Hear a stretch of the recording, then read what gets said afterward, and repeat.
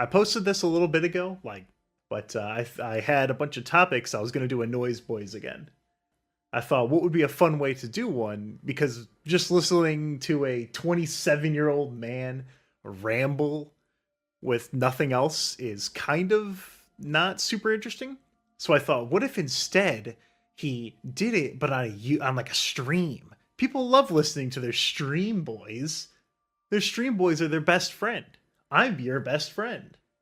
And as such, I'm going to mooch off of you for content today. Ooh, it looks like people are here now, so... Alright, hello. This is a weird episode of Noyz Boys. Because Alex is dead and gone forever, and Joe Buckley is currently... I didn't know they were doing this, but in a certain Discord, Joe Buckley is pirating a certain movie and just playing it to people. And I didn't know it was happening literally at the same time I wanted this to go live. This is Noyz Boys, but with only one singular boy. If you can believe it, that's me. But I thought the best way to do it would be to have everyone else be the boys.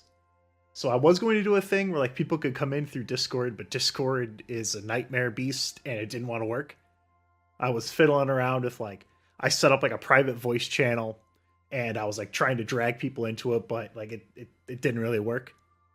People would join in, but then they wouldn't be able to speak, and it was a whole fucking thing. The last time I did a Noyz Boys here was fucking July. Like it's been a bit. It was about when I moved into this new apartment. I guess this episode is going to be just like an update. What's going on? What's going on with the Tadinator? What's he up to? What are you doing there, big guy?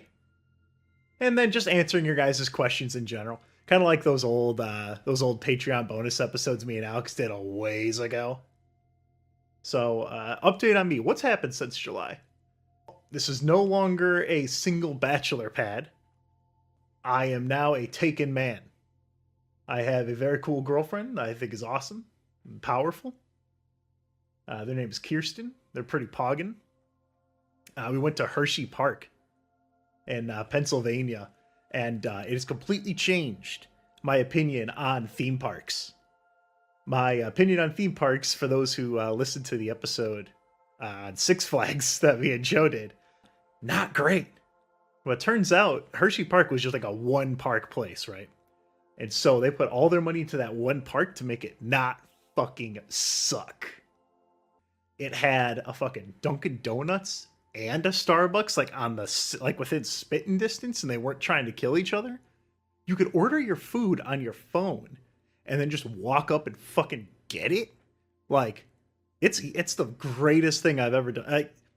Compared to Six Flags, it felt like I was going to a theme park. Other bullshit that's happened. There was like a 4-month gap between episodes, right? I was keeping up a good schedule where it was me and Alex doing the somewhat accurate histories, which are going to continue. Like, I'm still going to be doing those. The Mario Bros. Episode that I put out, basically, it turned into one of those. It was originally just supposed to be K-Fob, not real. Me and Joe Buckley and John from Sit Boys, we thought of a fun idea for the Mario Bros. Work print, and then it was just going to be that. But then it kind of turned into like a whole huge thing. And I'm glad it did, because I looked around and I never found anyone. They didn't really, no one ever really dove into it. Like, I watched a bunch, even the gaming historian guy, whose videos are nice, but that motherfucker, he doesn't link his sources in the description at all or anything like that. So it's a fucking huge nightmare to find anything he asked for or anything he pulls from. But he'll reference it. Like he'll say, oh, the LA Times article. And I'm like, all right, what LA Times article? What are you talking about? So I had to actually dig. Those are the main things. I've been working a bunch. I decided I'm going to be getting into IT networking stuff. I was going to school for a while. For people I remember way, way earlier on. I was going to school for nursing, but I didn't really get what I wanted out of nursing. It didn't jive with me. IT stuff is definitely within my range of interests. I like the logical... It's like electrical engineering shit, where it just follows like rules and logic. It's like this thing, these conditions have to exist for it to happen the way that it does. So IT stuff is just like that, but instead of like the logical gates and shit, it's information packets or whatever. It's a whole thing. I'm interested in it. I was actually sitting at work because I'm a security guard, right? I was sitting at work and I had like a miniature crisis because I realized I did some math. I'm like, with my current job, I will not be able to own a home. So then I started more seriously looking at it, and I found it pretty interesting. I've been able to dedicate a lot of time to it, but as a result, I'm taking my free time and splitting it between podcast stuff and this, like the CCNA IT stuff. Speaking of podcast episodes, with the podcast stuff, I had probably, let me just think how many. I have this thing that happens where I will start an episode and I'll be like, oh, this is a good idea. And I'll dig into it and I'll find all these avenues. I'll go down it and I'll end up I'll find information and I'll find all this cool stuff. But then I'll hit like a block and it's like, okay, I've got so much information here that I don't know how to break it down. So it stops being as easy. And so I'll be like, okay, I'm going to put this on the back burner. And then that happens with, I was doing an episode about all the ways the CIA tried to kill Fidel Castro. I did it with just an entire mafia episode where I had, I was looking into the Sicilian mafia, the American mafia, the Japanese mafia, the Yakuza. And I would keep diving at different topics. And it was causing me to I would make a little bit of progress in each one, right? I'd make like a few steps and then that's it. And I would keep getting to these blocks and I wasn't able to actually get an episode done. It wasn't until the Mario Bros movie where we had that supplemental, easy quote unquote thing to do with that Best Boys the Mystery Science Theater thing, which ended up not being usable as Mystery Science Theater thing because we just got up. It's been a lot of that. There's a lot of episodes I want to do, but I just don't have them done. And putting out the Mario Bros episode, from what people have said, it seems like you guys really enjoyed that one, and I had a lot of fun with it. I think it's kind of given me a second wind. I was losing a lot of motivation, right? And part of that was, of course, because Alex left the show, right? And for those who are eagle-eyed listeners, probably figured up it's a little more involved than what was originally let out, right? I don't want to go into the details because there's no real reason to, but me and Alex had a falling out. I won't say anything more than that because it's not really important. Things Alex did, things I did, unless something changes about Alex's disposition, I don't think that that he'll ever be back on the show.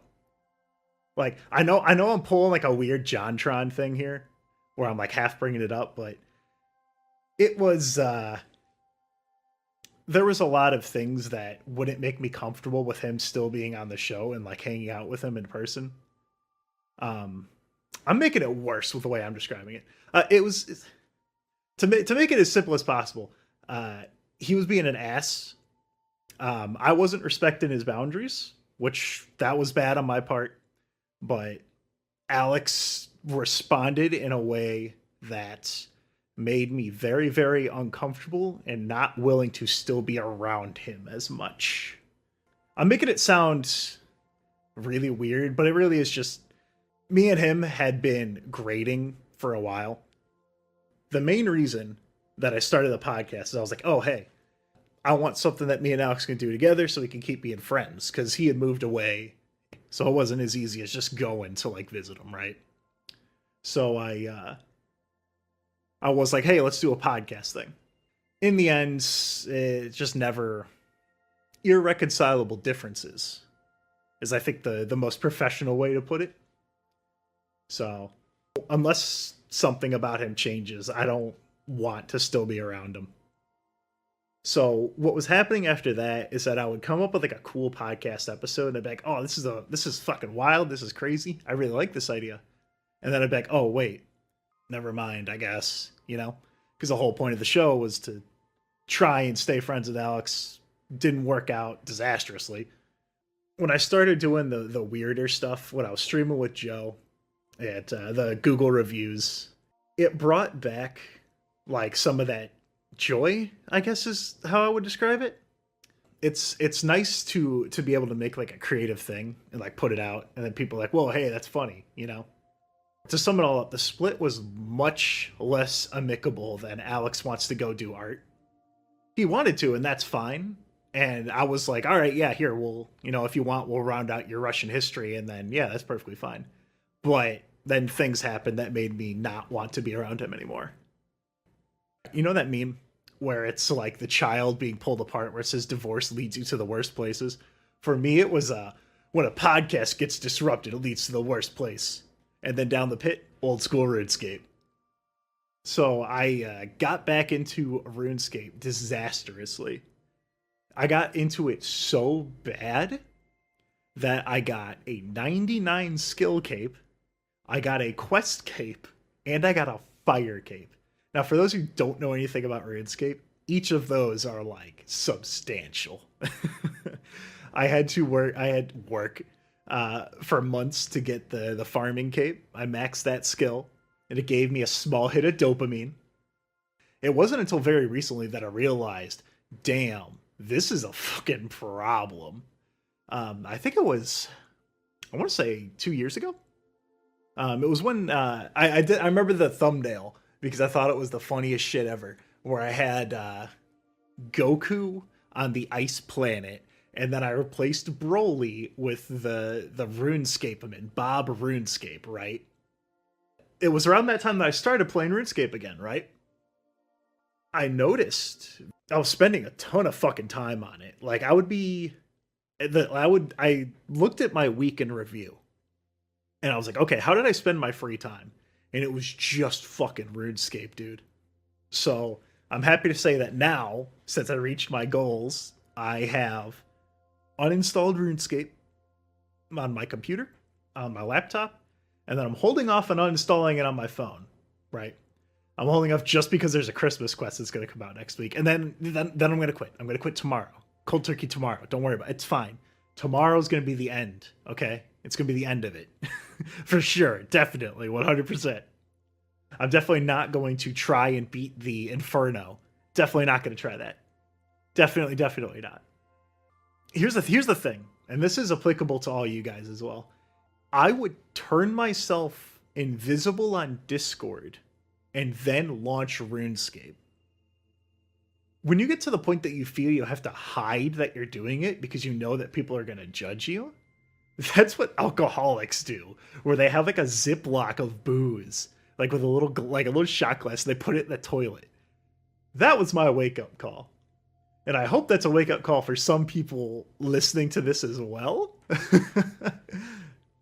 The guy in the chat, Almighty Axolotl, RuneScape is literally just Tad's second Homestuck arc. You're fucking right. Ugh. I don't like it when you phrase it like that. Other things I've been doing, though. I got Discovery Plus on Black Friday. And I started getting really into hoarders again.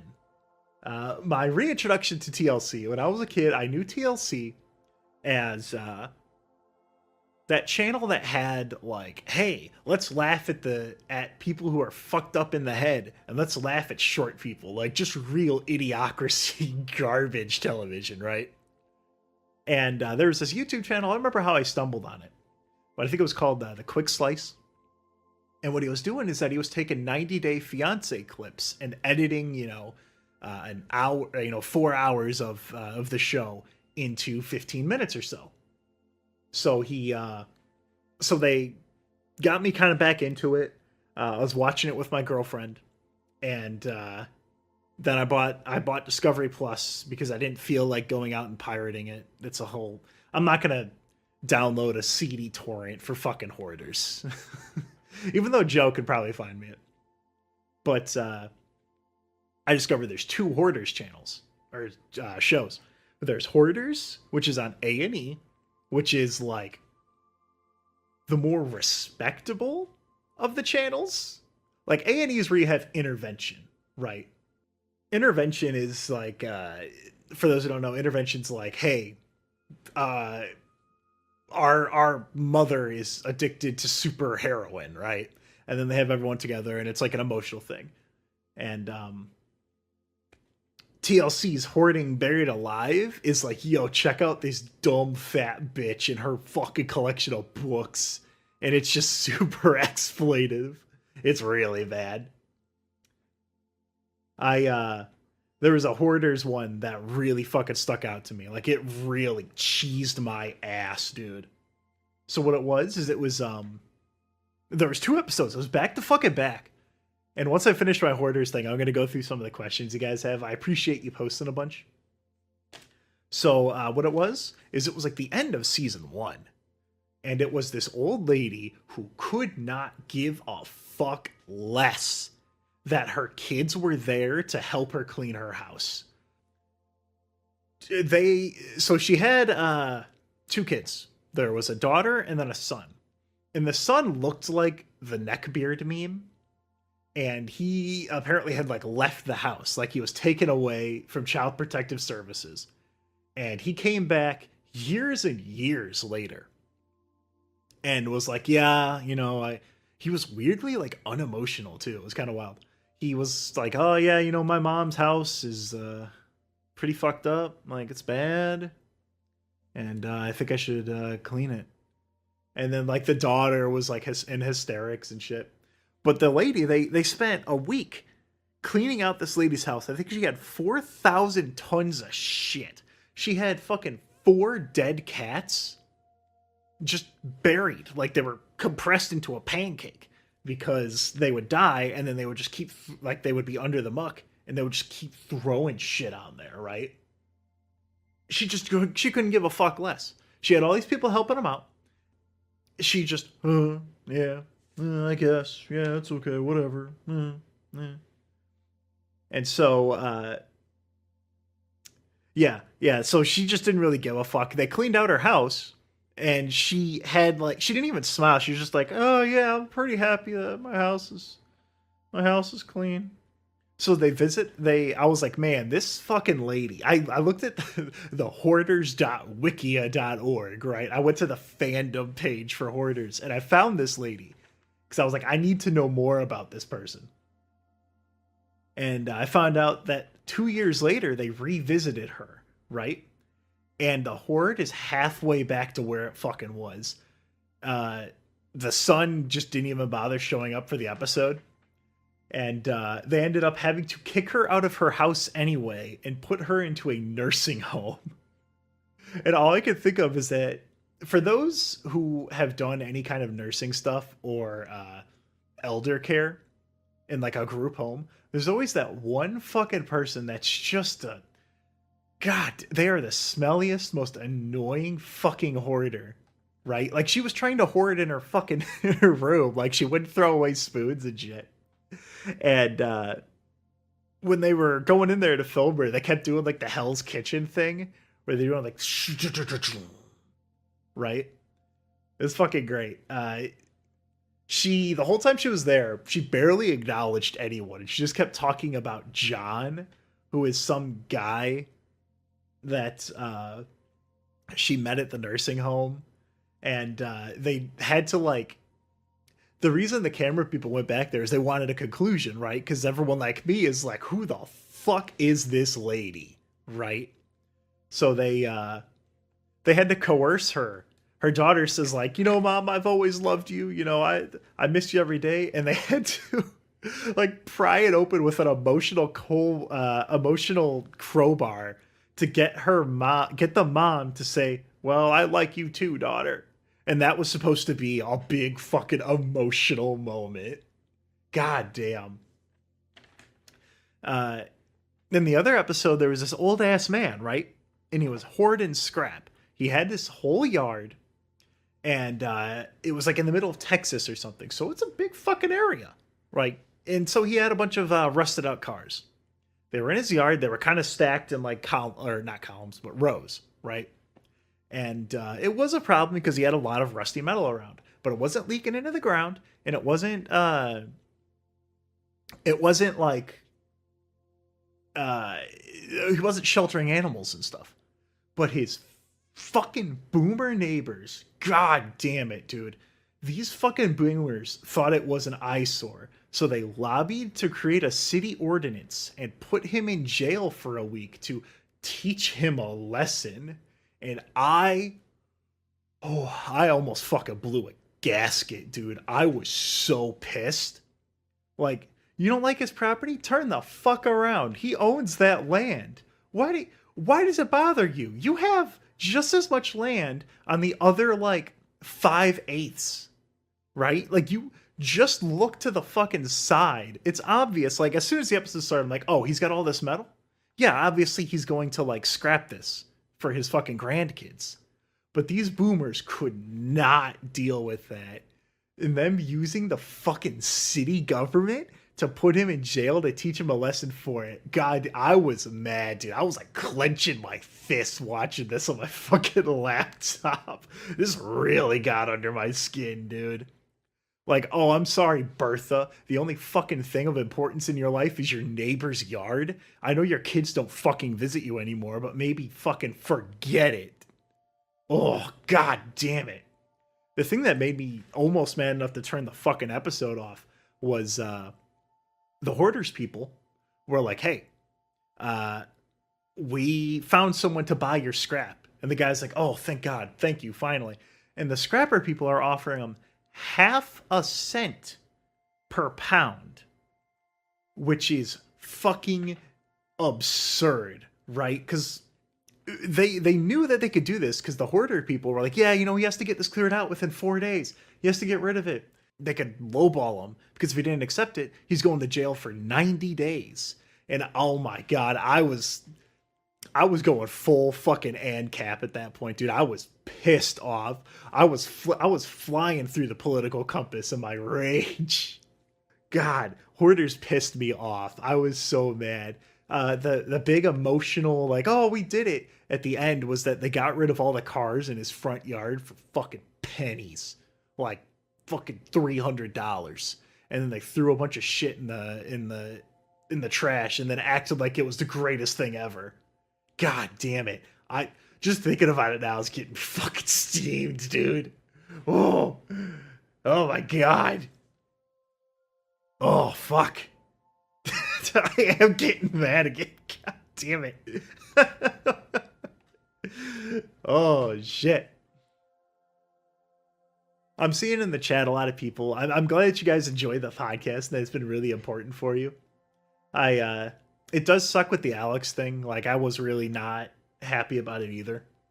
I was really debating on whether I should even bring it up because I know bringing it up is going to cause, like, I don't want it to be like a JonTron thing, you know, where they're like there's all these rumors, you know. But it's unfortunate. That's part of why I rebranded the podcast, right? Where I changed out the logo to the current like the colored dashes. I like it. The color dashes is like, I think it's fun. It's a good starting point if I want to do something crazy later. I find the logo to be really nice because it's normal. You know, okay, this is kind of interesting colors, and then boom, out of nowhere you have that weird fucking thing. Like with the Mario Bros episode. Oh, you know, a movie based on a video game. Oh, that's kind of weird. That's kind of weird. I'm sorry, 7 scripts? I'm sorry, he throws what at Luigi's head? I'm sorry, Mario is being chased by who? And he says, I'm gonna have to say arrivederci to my kneecaps? It comes at you, it blaps you. So, it is kind of a temporary icon. I'll probably put more attention to it and see what finalized form it can take. But right now, I like how it looks and I like how it feels Just sound a little artsy fartsy. So one of the things I saw in the chat was someone asking me about my German class, and the thing I remember most about my German class was the first year was pretty tough. A lot of like relearning grammar and shit. And the second year was a lot more of like, you know, here's the gendered language. Here is some more scenarios. And then after that, we did fucking nothing, dude. It was like going back to kindergarten. We really didn't do shit. We did parties and we did weird like movies. I remember very clearly watching Finding Nemo in a senior year class, and we didn't even watch it in German. We watched it in English, but she put on German subtitles.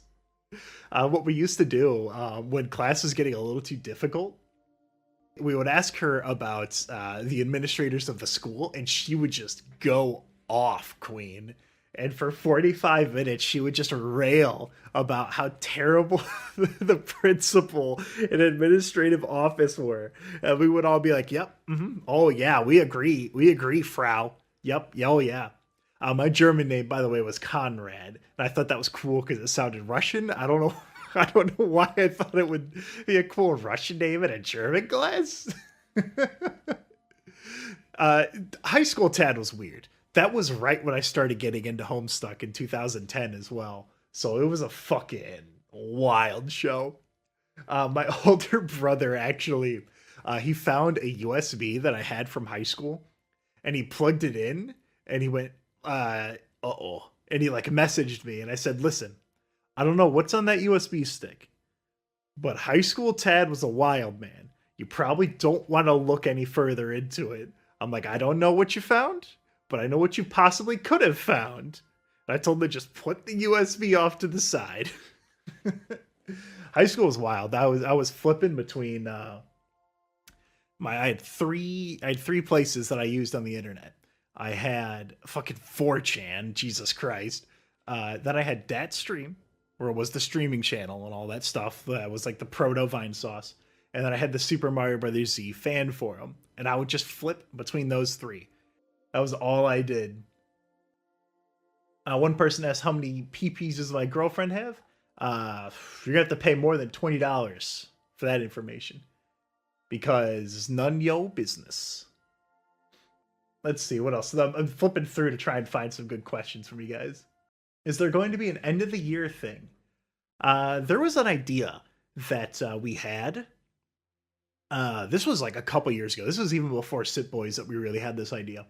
I wanted to do a Joe Buckley Christmas album, but every time we tried to get started on it, it would turn into something else. The first time we did it, we started doing the Sit Boys stuff, and the Sit Boys stuff was originally just that trailer, right? Where we went to my brother's workplace at the gas station at like 2 a.m. and just said, hey, can we film a thing here? And then the boss was like, yeah, sure, whatever, man. It was a fun time. I was just hanging out with my grandma earlier, and I was telling her about the places that I lived in, because she asked about one of my earlier apartments. And your early 20s, you get to do a lot of dumb shit. Like when I was roommates with Chrissy, way back when, our friend Lucas would just hang out for like 6 weeks at a time and just live in our living room. It was pretty great. I appreciate those times. I don't necessarily miss it because I wasn't very happy, because that's when Homestuck ended and I had like a whole fucking crisis of faith that resolved itself in me flipping a coin to do a podcast or to do Game Maker. It landed on Game Maker, but I said, fuck that. And I did a podcast because a podcast was easier. So if I was more honest with myself, this could never have happened, and I might have made video games, you know? Who knows? Let's see. Did you have fun playing RuneScape? I kind of did.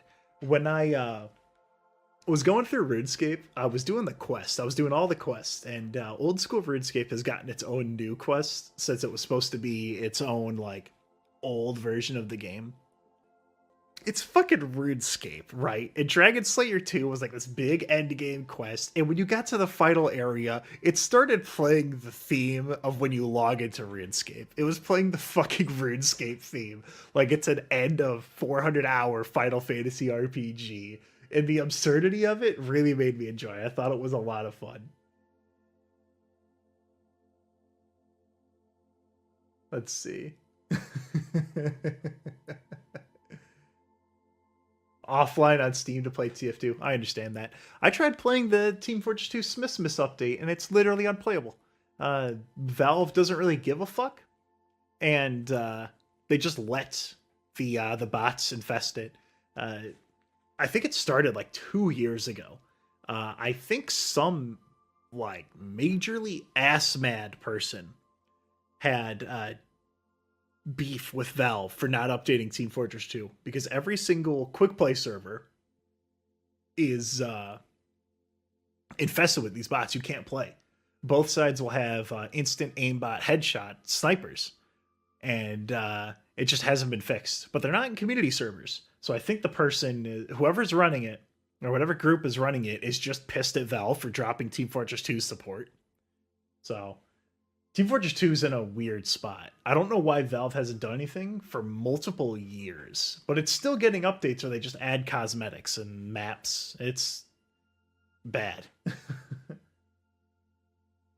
Your friend Steve leaves games open for days at a time. I did that with something recently. I think it was Dreadmore. I was playing Dreadmore, and I came back after going to work, going to bed, going to work because I was doing back-to-back 12s. So I would work for 12 hours, come home, do my chores, go to sleep, come back, and then it was still running. I was like, uh-oh, that just added 28 hours to the playtime. I'm gonna keep going through the chat here, but I'm gonna repost the phone number, right?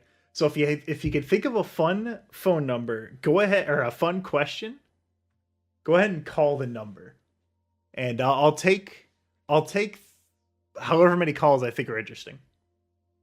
We're just gonna keep going like this for a while. It's a very casual episode. Only call if you have an interesting, fun one that you want to do, right? Like if you have a really funny question or something that you think is going to be interesting, I'm relying on you guys.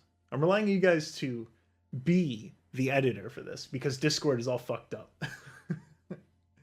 Speakers. Uh-oh. So, as I was saying before, when you're in your early 20s, you can do dumb fuck moron idiot shit, and you can just kind of like get away with it by saying you're in your early 20s. Actually, what I meant was even when you're in your late 20s, when you're like 27 and a half, you can just do these things, and then it's just fine, right? Like, everyone's just supposed to like be like, wow, you're so cool. You got a cool podcast. I don't even care that you don't know how to use Google Voice.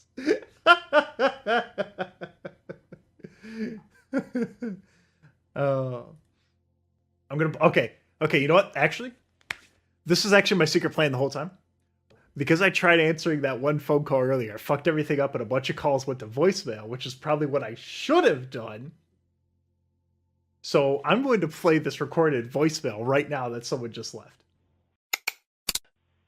Hi, Tad. I have a question for you. In your podcast episode where you were talking about like old VHS tapes that you watched and loved as a kid, you mentioned a documentary of you drooling and your brother playing Castlevania Symphony of the Night. I'm just curious about this documentary. What is it called?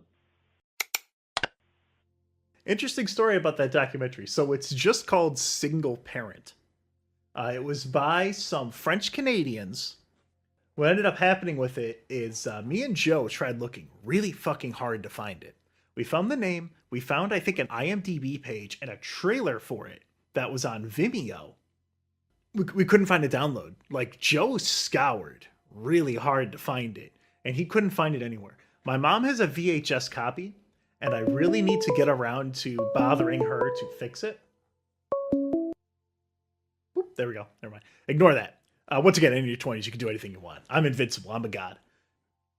Eventually, We will get that. Someone just sent me a text message. I'm gonna call them.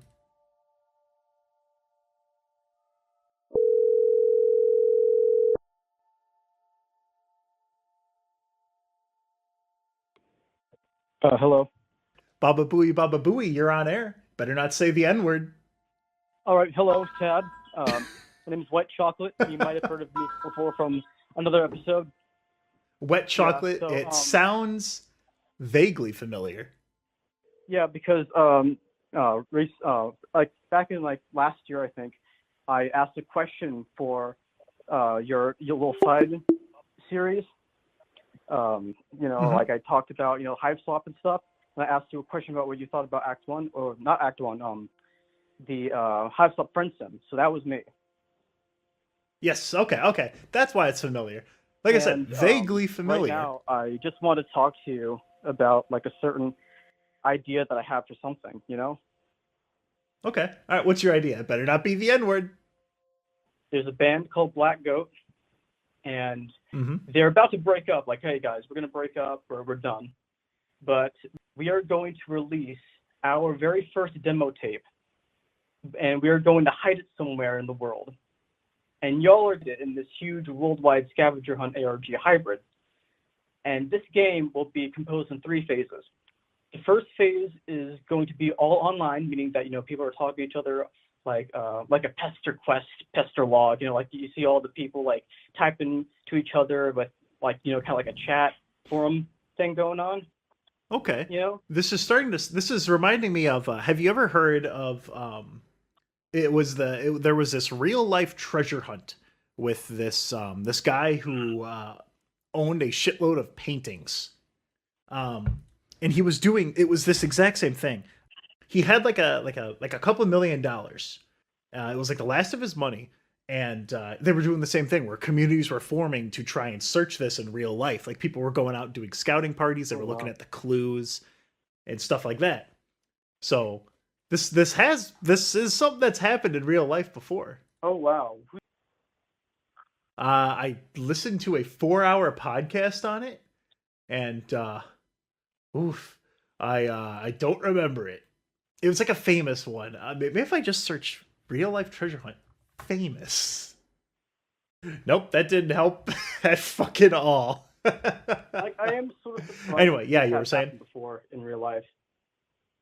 So that's your idea, is that it's like a scavenger hunt where you have these what was it individual groups, or was it just like, is it like one main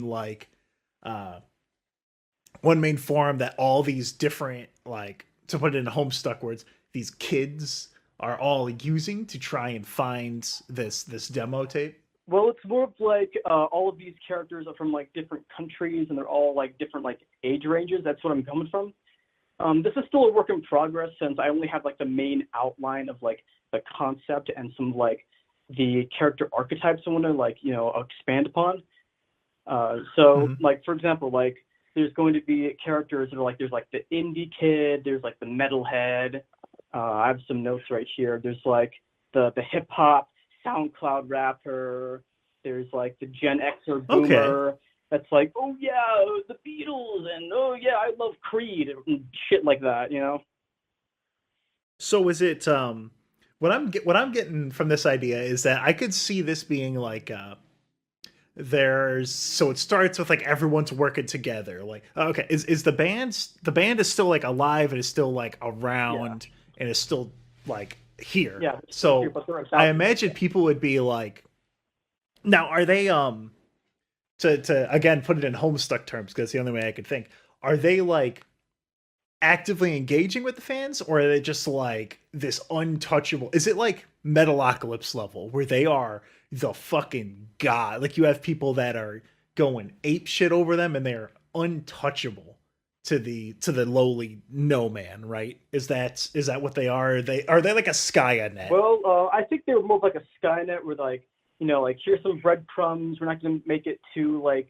overly obvious about what we're doing. Just like a few hints here and there. They don't want to be like too in your face with their fans. They want to be a little more cryptic.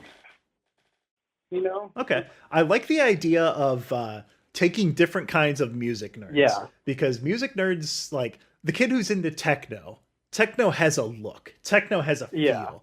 The guy who's really into folk metal, you know, the guy that's the person that's really into like the girl that's really into lo-fi hip hop and beats.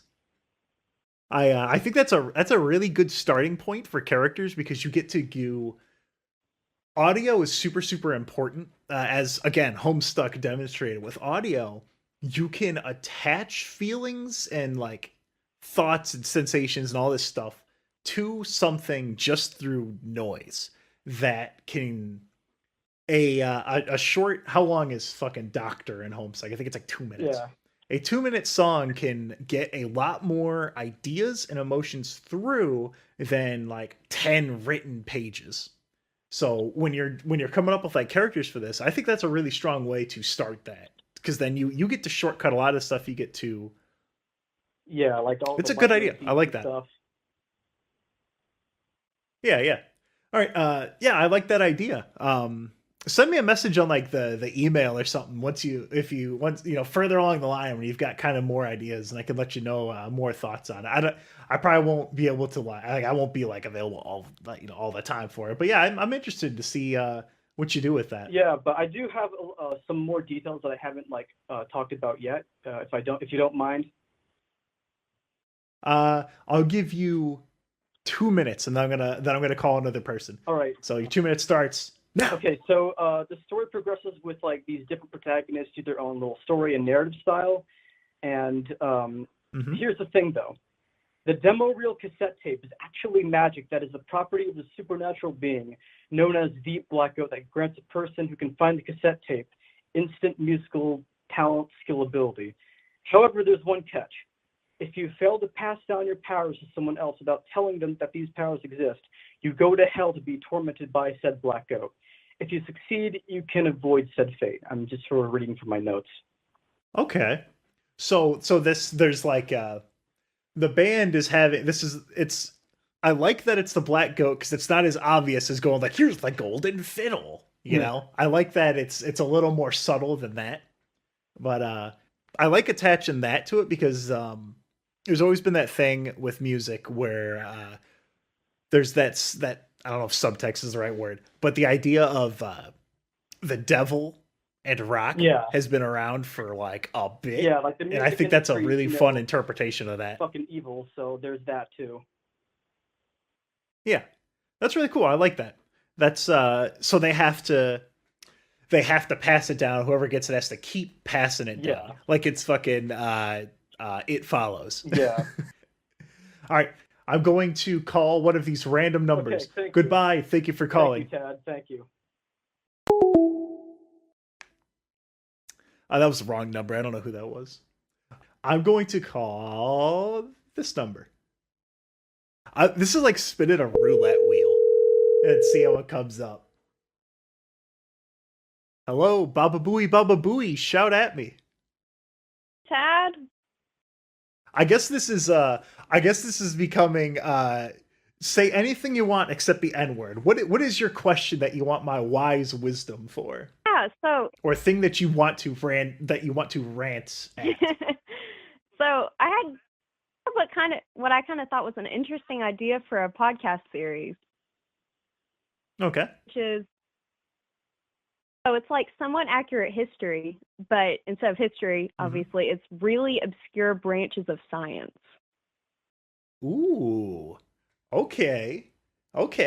I heard this is actually something that coincidentally I had seen a little bit ago where someone mentioned praxeology, and I was looking into it, and it's like the science of what. It's a science of like what how you make decisions and stuff. Really? Tell me some of these wacky ones. These wacky science. It even plays into the fucking podcast goof where I say I'm not a blank scientist. Yeah, well, I mean, I'm still in college, but what I'm in is meat science. Actually, it's really interesting. You're in neat science. Yes. I thought all science was neat. Yeah, it's just like, meat quality and slaughter and all sorts of interesting stuff. And there's like, Oh, you said meat. Meat, I thought you yeah. said meat, No, like all science is MEAT. meat. And I thought you were just fucking with me. And you're like, yeah, this is the science of vacuums. This is the science that brought us the Swiffer Quick Jet. No. Yeah, I mean, Meat like, science is cool.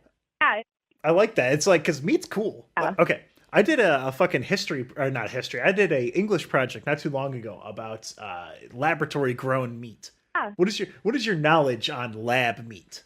I heard something about a ladder. yeah. So that's really interesting because, like, right now the government is trying to regulate it so it can't be called meat.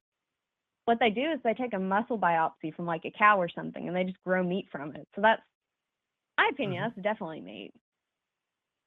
As like a species and shit. If we have the means to eat meat that's not from animal suffering, I think it's ethically like responsible to do that. That's why I usually will buy when I have the funds, because it usually costs like an extra couple bucks. I'll go like, all right, I'm gonna get this this Beyond Meat, right? Or they get me with the fucking marketing on the cage-free eggs, even though I know that means fucking nothing. Oh, it's just, but it makes me feel bad to get the normal eggs. Cage-free just means they're in a chicken house, not in a cage. With 800 other chickens so they can't move. Exactly. All right, tell me your favorite meat fact. My favorite meat fact. There's so many. Like the real meat and potatoes of meat science. See, I think one really interesting thing you can do with it is something called Restructured Hams. Oh no! Is this that? Are you talking about the ham that's in that old ass Tumblr post where it's like, this is reconstituted, this is spitting in God's face? No, yeah, but what it is actually is you just up a bunch of pork, put some salt in, like a brine with some brown sugar and shit, in a vacuum tumbler, the protein out, and it gets real sticky. Just stuff it into a netting. There you got it. Ugh. So that's that shit that I see at the grocery store where it's like a ham wearing like fishnets. Yeah. Oh, that's awful. That's disgusting. It's pretty good.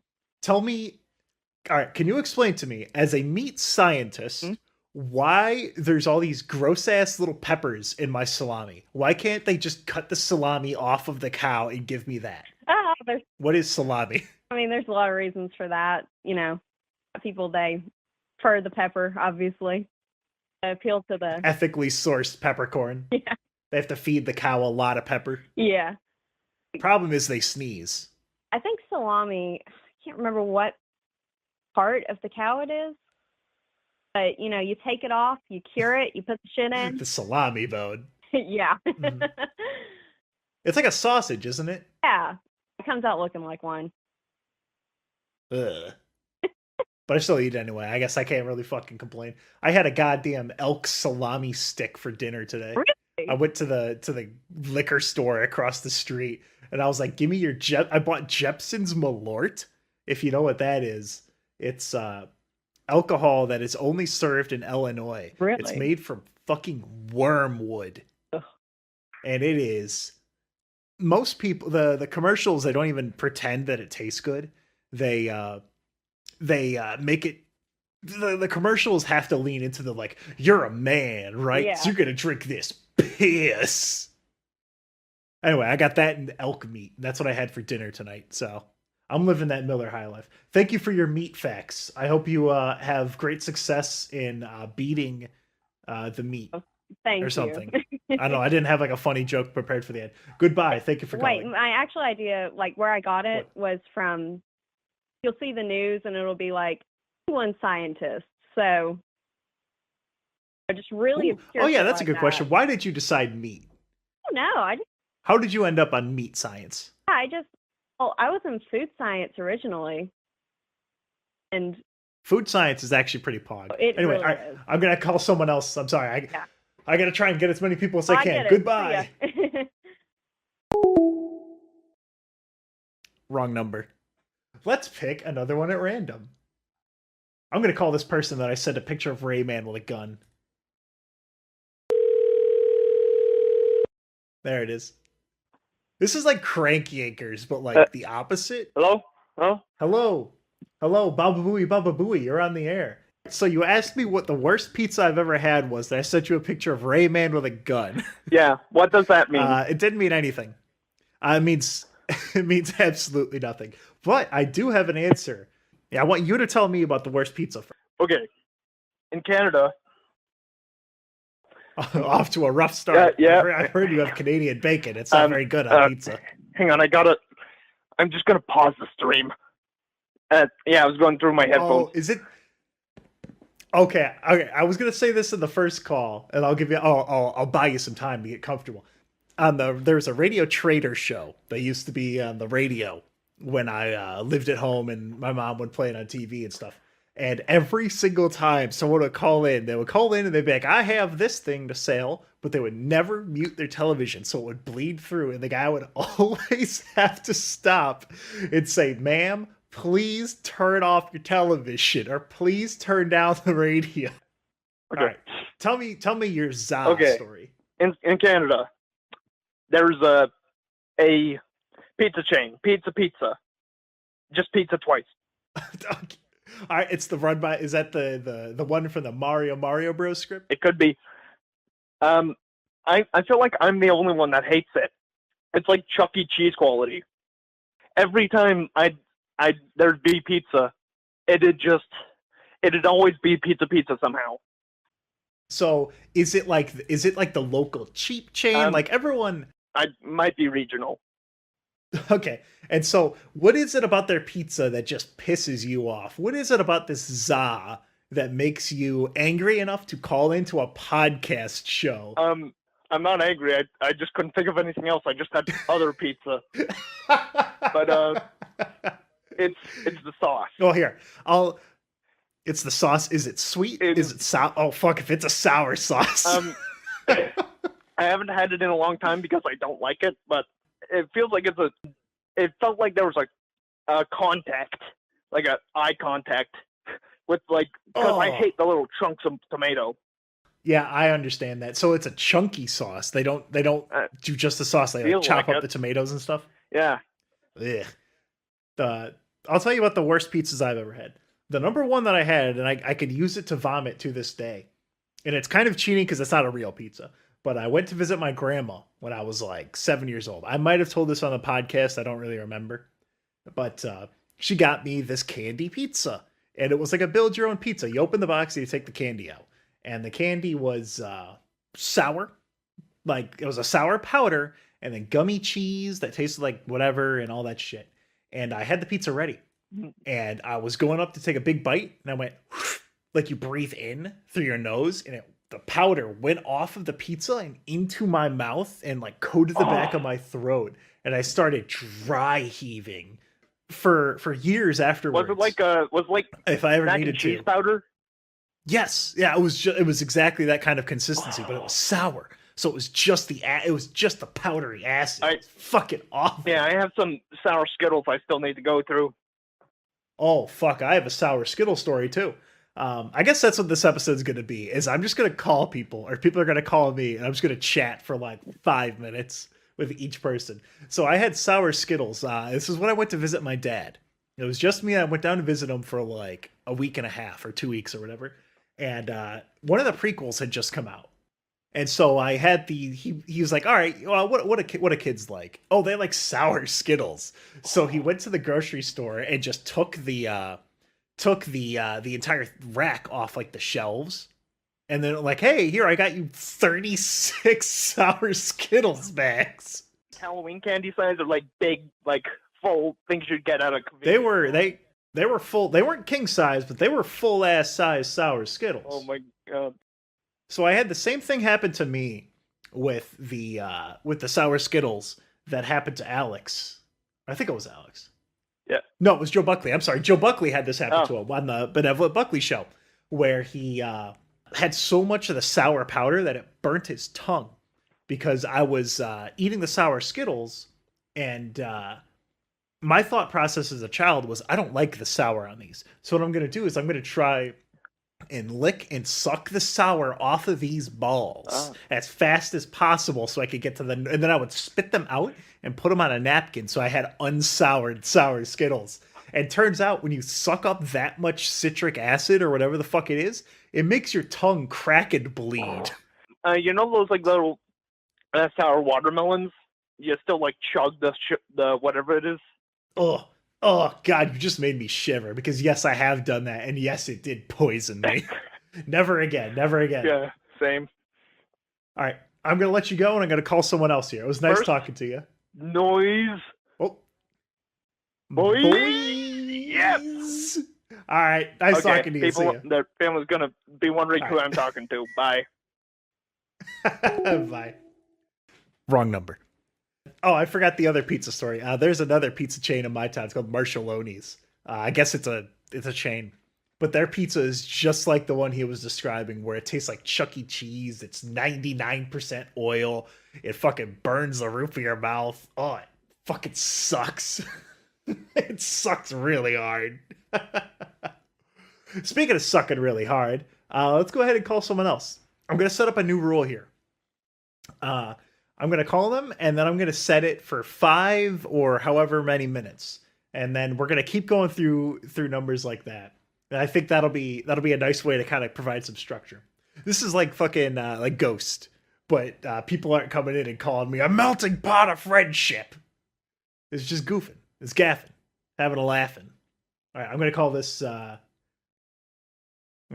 next one.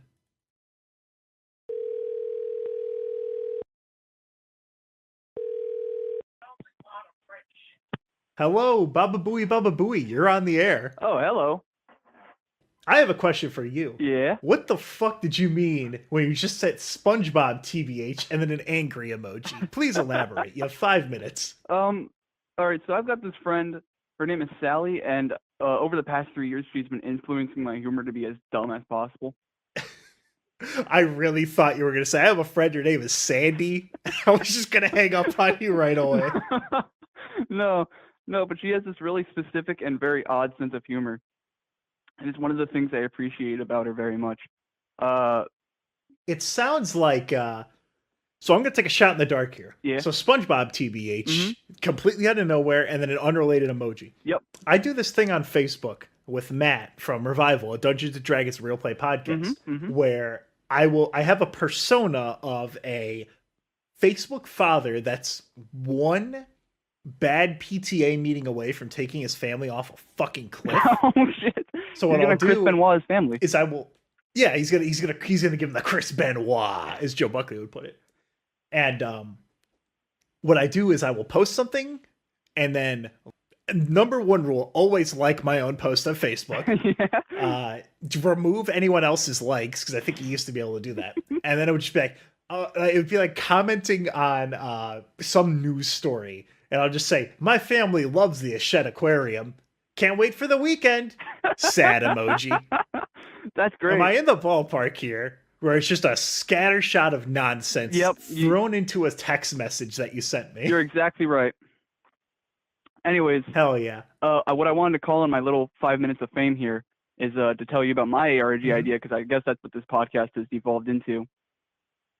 Yeah, I'll make it just quick. fucking call me up if you have some idea that, like, I think this is cool. I want to tell my parasocial father, Tad, about it. Thank you, Father Tad. So my idea is... You're welcome. Please donate to my Patreon. I have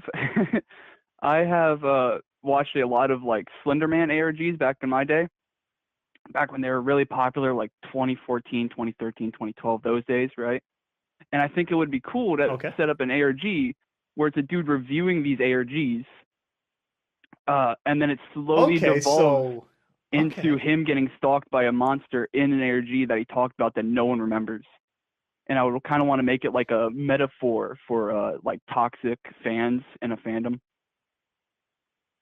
Okay, so someone who ends up being so they're super into this thing, and then it ends up consuming them, like literally, because it eats them or something, right? Yeah, he becomes the victim of his own kind of mentality.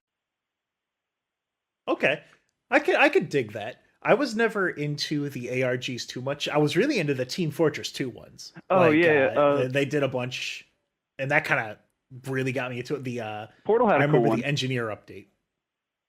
Oh, remind me of the Portal one because I vaguely remember it. It was years ago. I vaguely remember it too, but I remember that we had to like decipher voice messages to get pictures of like the companion cube on the moon and shit. Oh fuck. Okay, I think I remember this. Wasn't it might have been same part. Well, this was around the time they had the potato pack, right? Yes, I think. And the potato pack was like a Steam game pack of seemingly random games, but they all had something in them that was related to Portal. And it was like you had to go so far and you would get a Chivo. I think that's where the hat of undeniable wealth and respect from Team Fortress 2 came from. Unless I'm getting things mixed up. I don't know. I'm not the authority on the Portal ARG. Ago. Fuck. I think Portal. God, that's right. Portal 2 came out a decade ago. Oh yeah, fuck. Portal 2 is one of the biggest things that ever influenced me because I heard about people taking the audio from like the Portal radio and like putting into like one of Doug Ratman's caves with the beans and shit, and it turning into like a picture of the companion cube on the moon and shit. And I thought that was so cool for years. That is pretty wild. Yeah, so I like that ARG. In the last 30 seconds we got here, I think it's a cool thing. I think I can see in the future with how big fandoms and all that kind of stuff is right now. Yeah. Fandom and things like that becoming more of a part of the media. Red Letter Media in their review of the new Ghostbusters movie talked about it a lot, where they're like, people that go and really enjoy this movie are people that enjoy being fans of Ghostbusters much rather than people that are fans of the actual movie. Yeah. And shit like that. So that's I like that take. Hold on to that. Maybe you could sell it to some Hollywood studio for $1 billion jillion. Oh God, I hope. All right. In my last couple of seconds, shout out to my friend Sally and Noyz Boyz. And, boys. Wrong number. One of the ideas I had for that game maker thing, and I still have all the fucking sticky notes and napkins that I wrote it on. I had this idea for a character that was stuck. They were locked in like some castle, like literally, like physically locked because they were stuck in the same area. They had like this series of books, and they would go through it all, and then go through it again, and keep going through it, and keep going through it. And I'm going to call this person back. It was supposed to be like an allegory for like how I felt about Homestuck and how people that were super fucking into it were like obsessing over it and making it into their entire life. I think overconsumption of media is something that's going to show up more and more in media.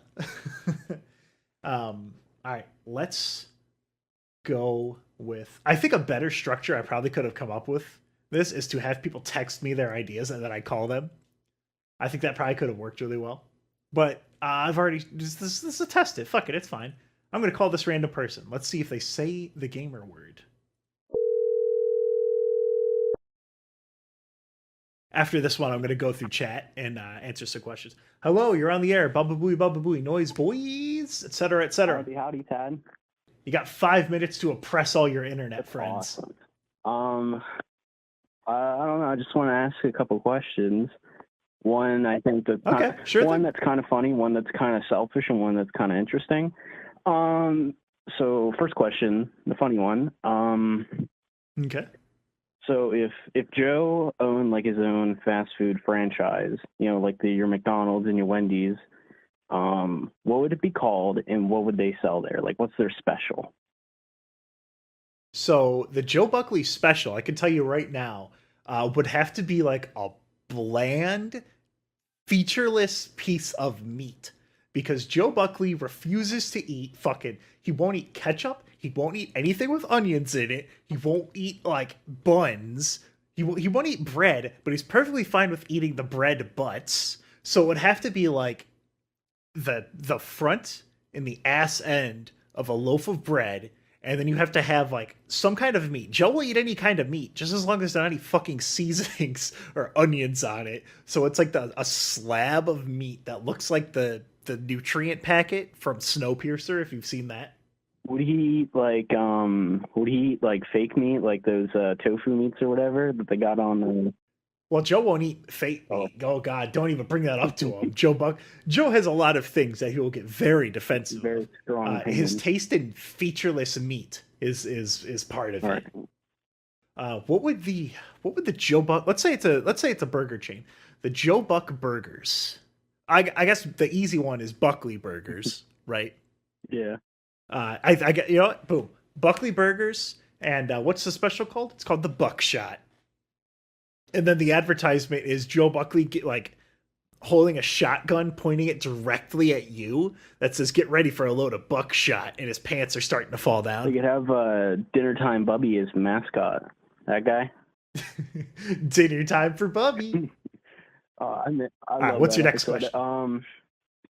My next question: would you, in the future, be interested in having guest stars? For your podcast, not even just big name guys, but people from your Discord you call in and you could just have a topic to talk about? I guess I'm kind of experimenting with that right now. As for a co-host that would be at the same level of prevalence as Joe Buckley, the illustrious Joe Buckley, I don't know. And the reason I say I don't know on that is that for a co-host to really work effectively, you need to have there has to be an established cadence.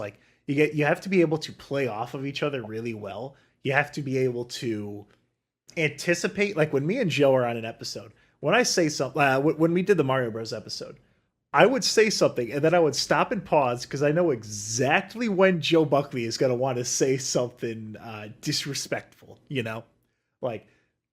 I know I have this problem when I call into other shows sometimes. I was on an episode of the Loudest podcast, and I wasn't sure when Asterios and Sarancha, whenever they were gonna pop in with something, right?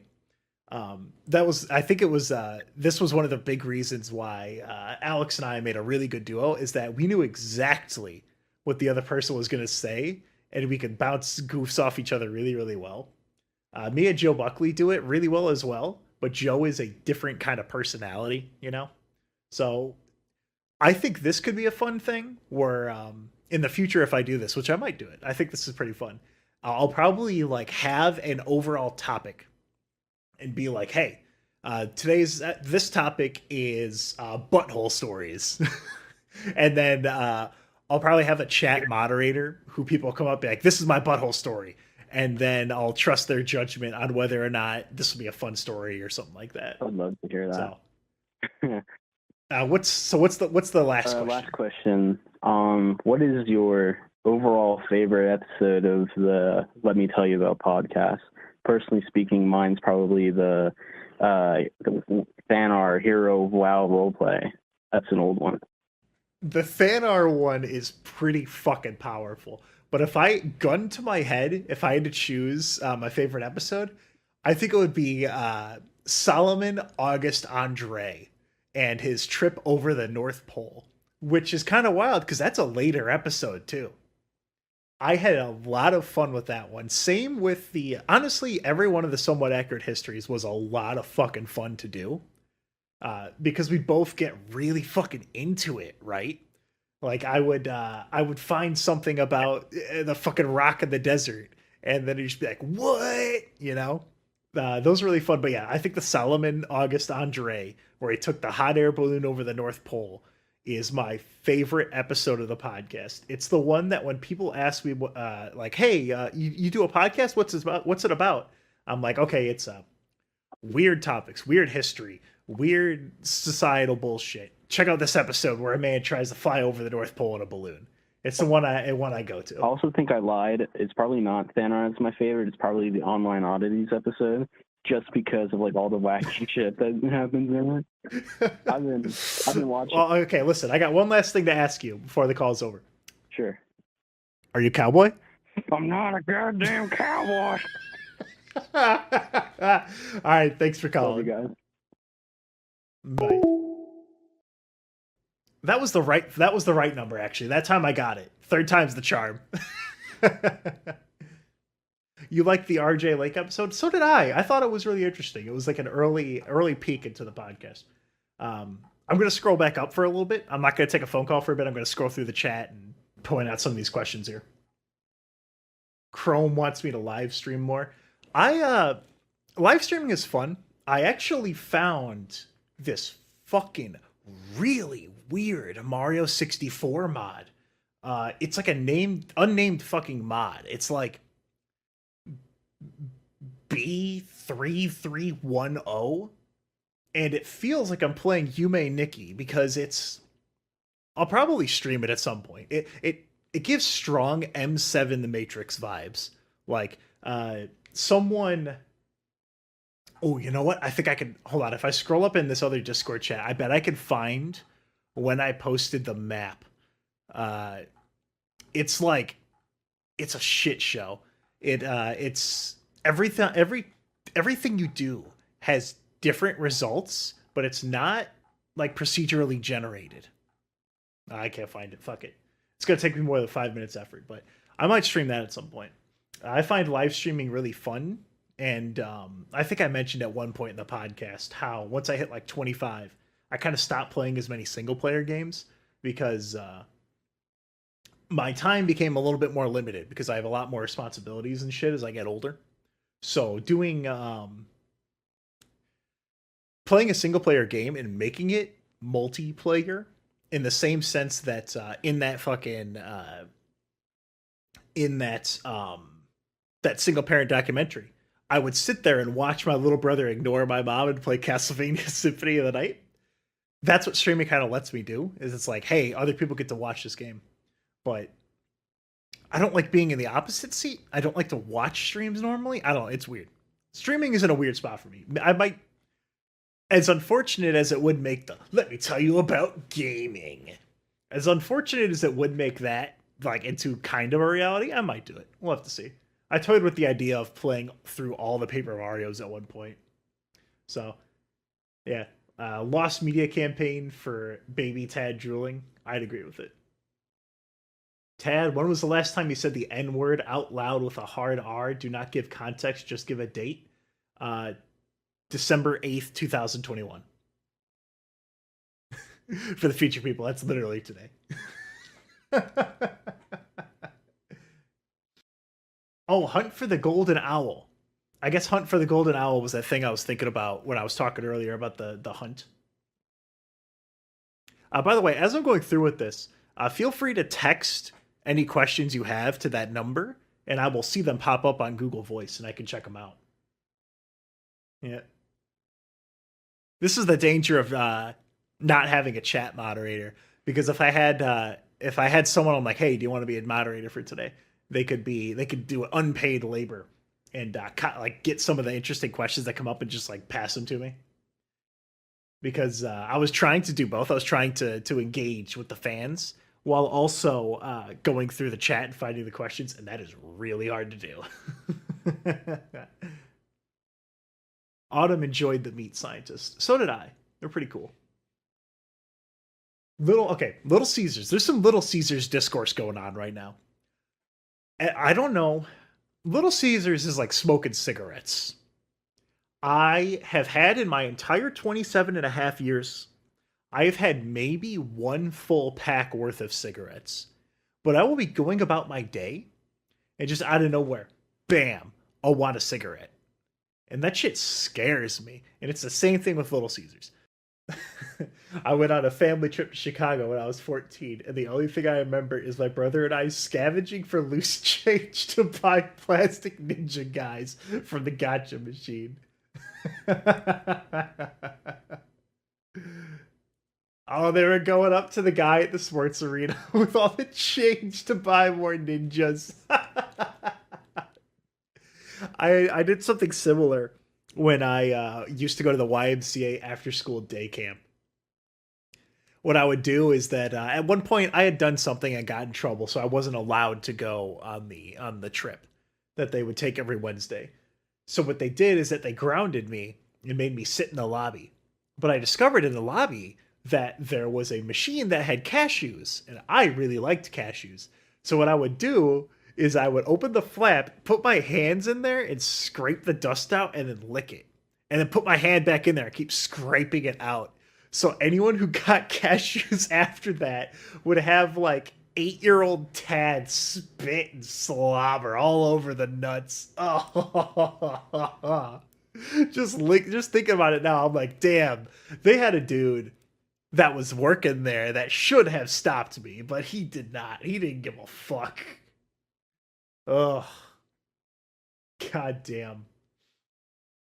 The Alex Dream series episodes. Yeah, those were, he had a few more, but I think we cut him off at a good point, because trying to describe someone's dreams is really fucking hard to do and still be interesting. Because if someone comes up to you and says, hey, let me tell you about this dream I had, it's about one of the most uninteresting things possible. Like, I'm gonna hit you with a real fact here. It's very uninteresting because you could just go, well, it's a dream. It doesn't really mean anything.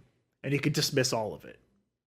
So the fact that Alex's were engaging and interesting to listen to was because they had that fucking storyline where it's like, this is wild. And would I rather spend a week? This guy paid money, so I'm going to read his comment first. Would you rather spend a week living with Chris Chan, a month living with Joe Buckley, or a year with old school RuneScape as your only game? God. See, a week living with Chris Chan is awful. A month living with Joe Buckley would be fun. And then a year with RuneScape as my only game just sounds like my normal fucking life, bro. So let's go with Joe Buckley for a year. I offered him to move in with me into my new apartment because it's a 2-bedroom, but he didn't want to move out. So I turned the second bedroom into the kitty room for my little baby, my fur baby. Am I planning on looking into art/music movements? I don't know enough about music to make a goof about music movements, because I think movements are like a thing where like you have like a section of time. I took a music theory class when I was taking college stuff a while ago, and I don't remember a goddamn thing about it. So I did look a little bit into disco, but that was only because of I Hate Disco Night, which was one of the episodes that I mentioned way early on, fucking an hour and 45 minutes ago, that I had been doing like a scattershot approach where I had the mafia, our attempts to kill Fidel Castro, all these other topics. One of them was sports promotions. And I found a bunch of crazy sports promotions where things just fucking went wrong. Like 10-cent beer night is one that a lot of people, anyone who's like kind of interested in weird sports stuff usually knows about that one. But for those who don't, they decided to sell beer for 10 cents, which is like $1 in the money that we have now. And that's real fucked. How were the neo-Nazis in German class? I didn't have any in my class, but the teacher did tell me, or Frau Reardon, she told us about, she had a skinhead in one of her classes, and it was like an early class that she was teaching too. And they had to sit him down and be like, listen, fucking cut it out, you're being cringe.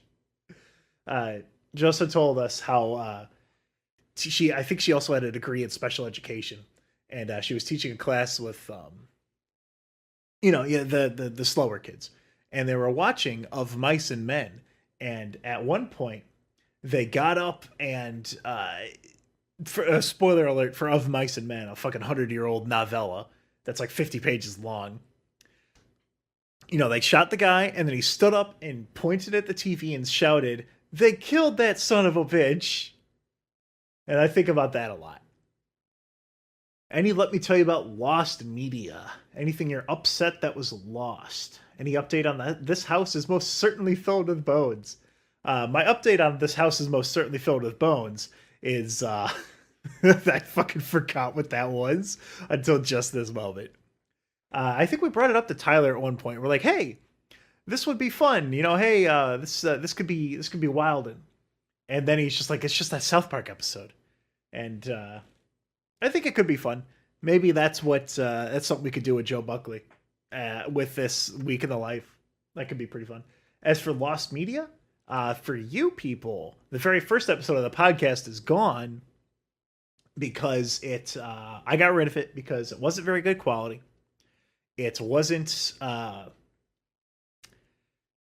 the way that I approached the story wasn't handled very well. Because I told the story again in later episodes, but it was just like, I was so desperate to talk about Homestuck that I joined an IRC chat that I didn't realize that it was like a not safe for work role play. So I just accidentally went along with gay Homestuck role playing just because I really needed to talk about Homestuck.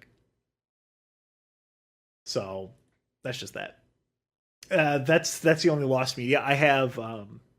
I have I think it's a 2 terabyte hard drive, and then I have my SSD. And on the hard drive, I have all the Let Me Tell You About stuff that I've saved. I've got like whenever I come across fan art for the show, I'll save it and put it in there.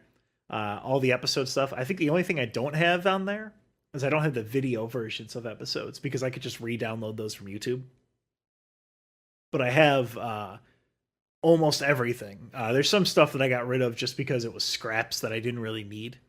Like I don't have Alex's raw audio for a lot of episodes because I would have the end, I would export it as an MP3, and then that was it. I had the completed episode. There was some D&D stuff that got cut in the final episode of Revival of Dungeons & Dragons Roleplay Podcast Season 1, which there will be a Season 2 of that eventually. And we've already talked about it, and we've got like, players and ideas for what we want to do.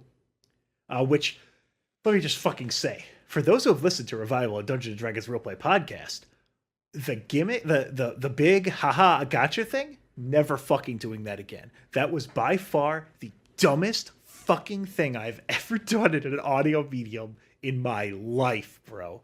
Fucking pants on head, doo-doo poopy stupid move. This is a spoiler alert for Revival of Dungeons & Dragons Roleplay Podcast. We did a thing that was like a meta joke, or not like a joke, but like a meta mechanic to the podcast. And it required me putting in 10 times more fucking effort into that show. And there was 80 something episodes. It was, god damn it. But I enjoyed Revival. It was very fun. I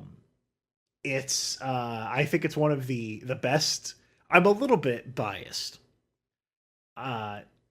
But I think it's one of the better tabletop real play podcasts. I wish that we could have had consistent and clear and high quality audio the whole time, but I didn't know what I was doing. None of us knew what we were really doing. So it's kind of hard to do that. Every podcast will have the first few episodes are going to be kind of shitty, which is why I made that switch a few years ago to go, because me and Alex were doing weekly episodes and I was feeling like they weren't that great. So I started going for quality over quantity, because if an episode is really high quality, people will listen to it months down the road, An episode on Philo-Medusa. I will add that to the Google Chrome tabs. I'm given the power to make one video game series disappear completely. What do you disappear, and what are the consequences of it? If there's one video game series that I think has done the most damage with the least amount of benefits, I would say, So you could take the easy route with this, and you could say like, oh, Assassin's Creed or Call of Duty. I would say the one that's done the most damage. That's a good question, actually. Because it's really easy to just say like, oh, this game series that I don't enjoy. But that's cheaping out. Let's cheapen it out. That's not really fair. Well, I'm going to give this person a call. This is a good question.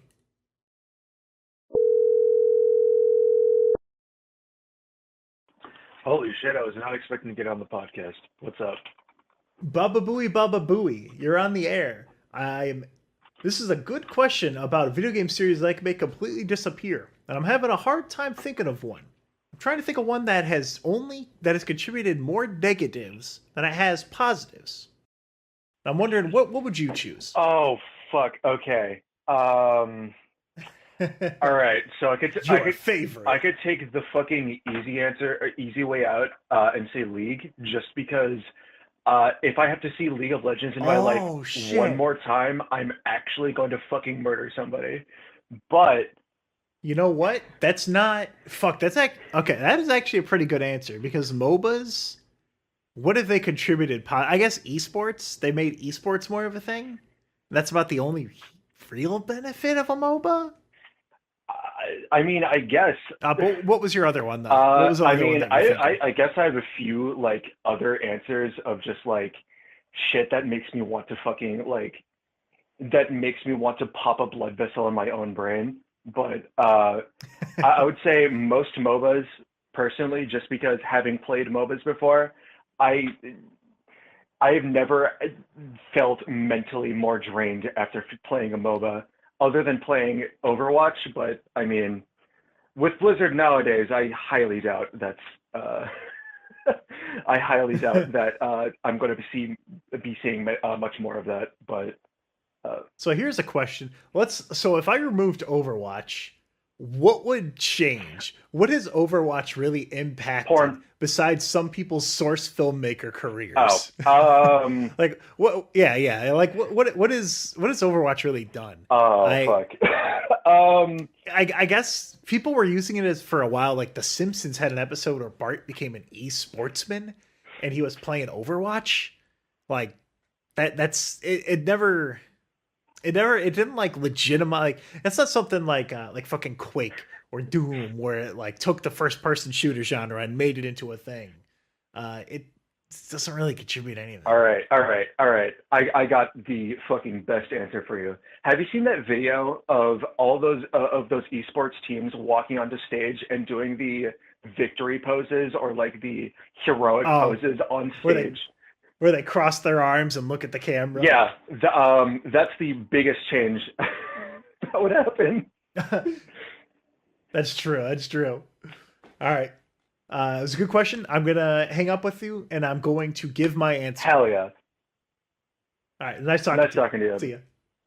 All right. So my answer. So the game series that I would be like, you know what? Get this fucking shit out of here. I'm going to take it a step back from League. I'm just going to say the original Dota. Dota would also get rid of League.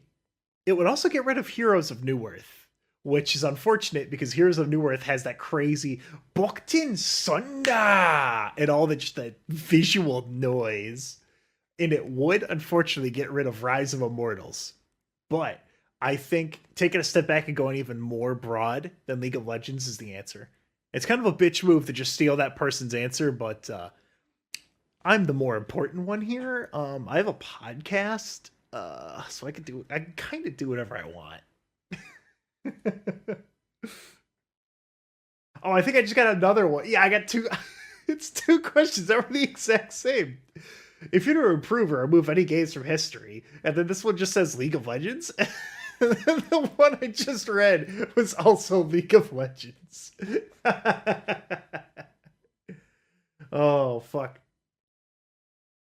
All right, here's a nice one. This one's about shows that had a shit ending you can never go back to.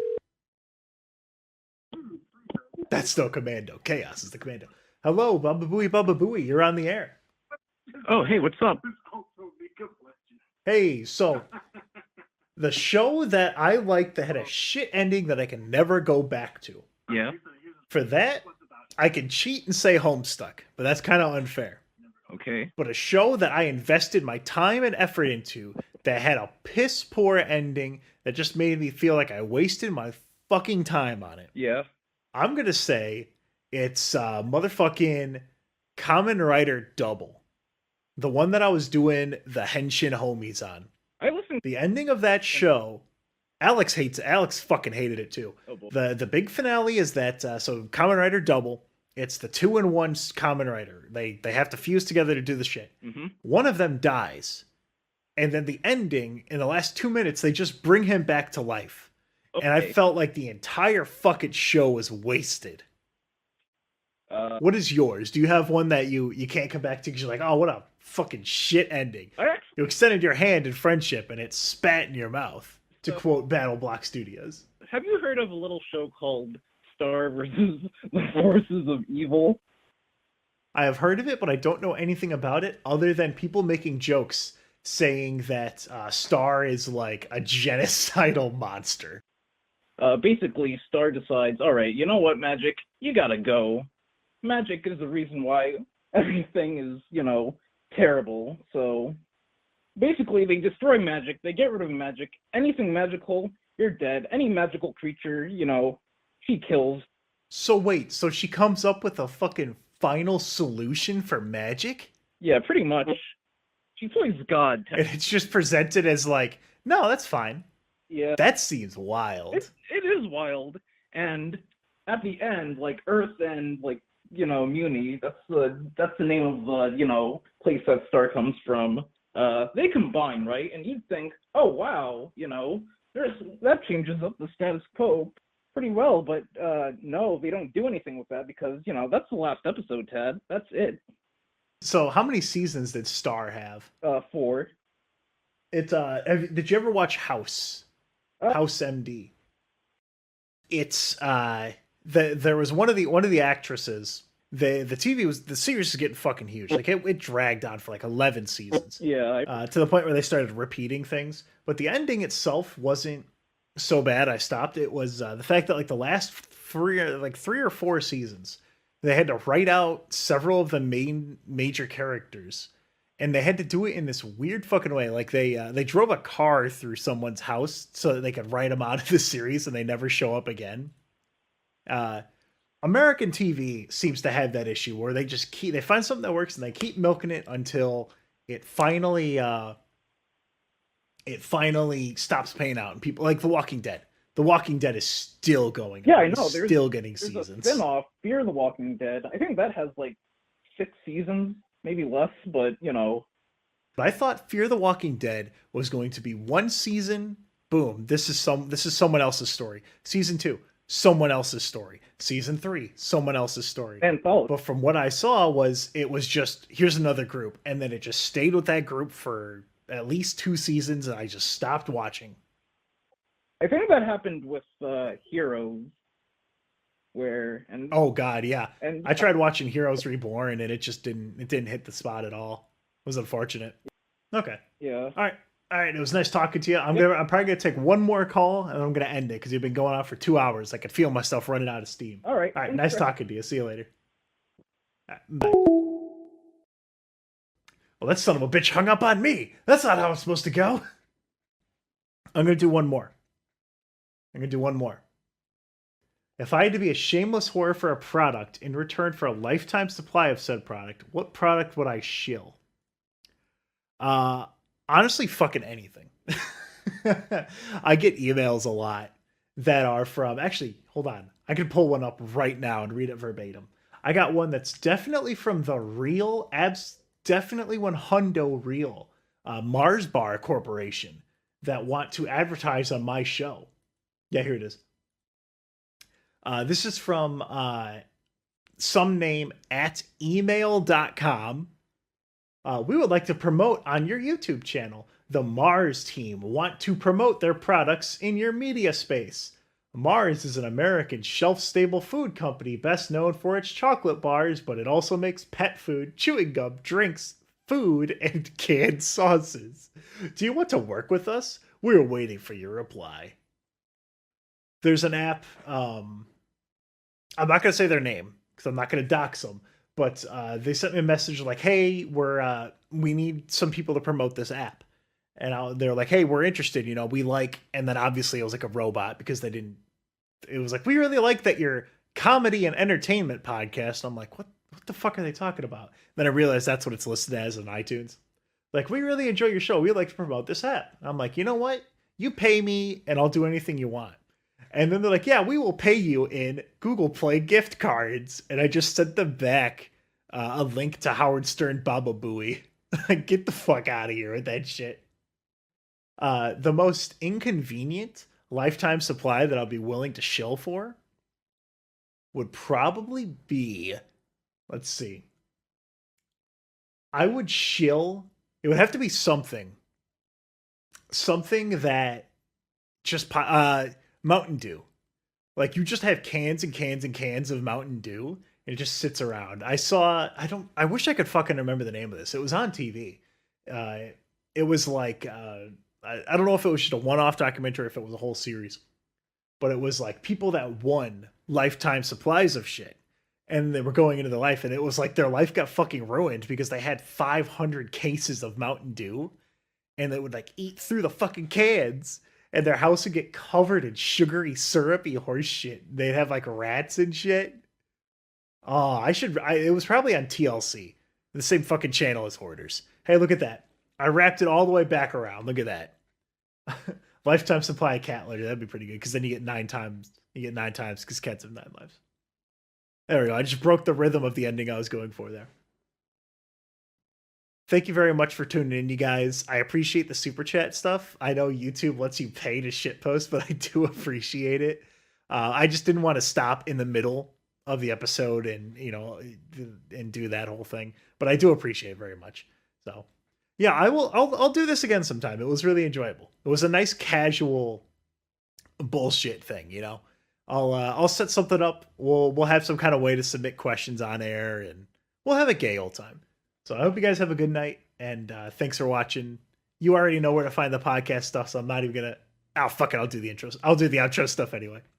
You can find the podcast on YouTube, if you can imagine that, iTunes, Google Podcast, Spotify, Amazon. There's a Discord in the description, a Patreon in the description. You can shitpost at me at Twitter at letmetellyouabouttt. There's a phone number you can call. That phone number is 413-206-6545. I'm not from Maryland. I just saw the opportunity to have a Homestuck number as my area code and went for it. All right. Have a good night, guys. See ya.